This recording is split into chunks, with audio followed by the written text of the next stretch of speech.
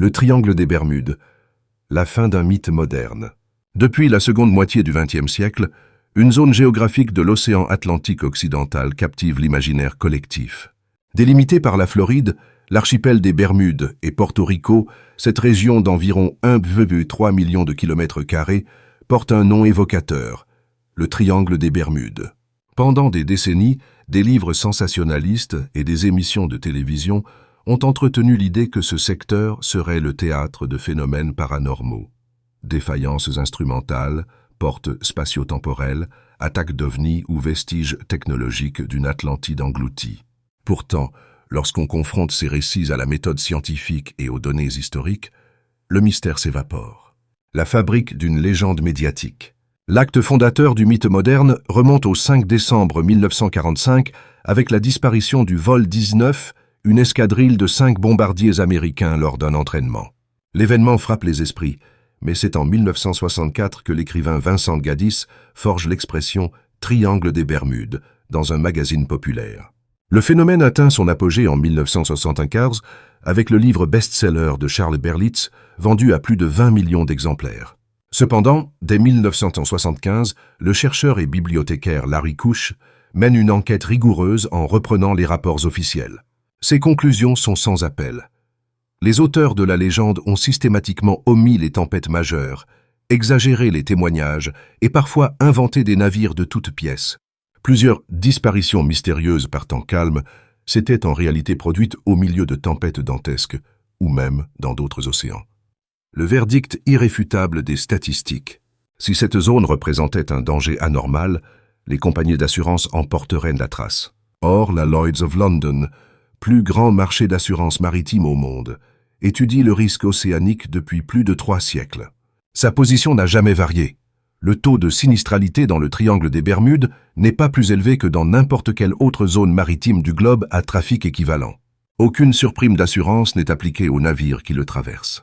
La région Caraïbe est l'un des carrefours maritimes et aériens les plus denses de la planète. Navires de croisière, porte-conteneurs, avions commerciaux et plaisanciers. Selon la loi des grands nombres, plus le flux de véhicules est massif, plus le nombre brut d'accidents augmente, sans que la probabilité individuelle d'un drame y soit supérieure. Les explications naturelles et physiques. Là où la culture populaire cherche du surnaturel, l'océanographie et la météorologie apportent des réponses claires. Le Gulf Stream, ce puissant courant marin traverse la zone à près de 9 km/h. Il agit comme un tapis roulant géant, dispersant les débris d'un crash ou d'un naufrage sur des dizaines de kilomètres en quelques heures, rendant les épaves introuvables lors des premières recherches. Les vagues scélérates. La rencontre entre les tempêtes du Nord et le courant du Gulf Stream crée des conditions propices à des vagues monstrueuses de plus de 30 mètres de haut. Elles peuvent briser un navire net et le faire couler en quelques secondes sans laisser le temps d'émettre un signal Mayday. La fosse de Porto Rico. Le fond océanique y atteint plus de 8000 mètres de profondeur. Retrouver une épave dans de tels abysses relève de l'exploit technique, ce qui explique pourquoi tant de navires n'ont jamais été localisés. La désorientation humaine. L'enquête sur le vol 19 a prouvé que le commandant d'escadrille a souffert d'une désorientation spatiale au milieu d'un grain.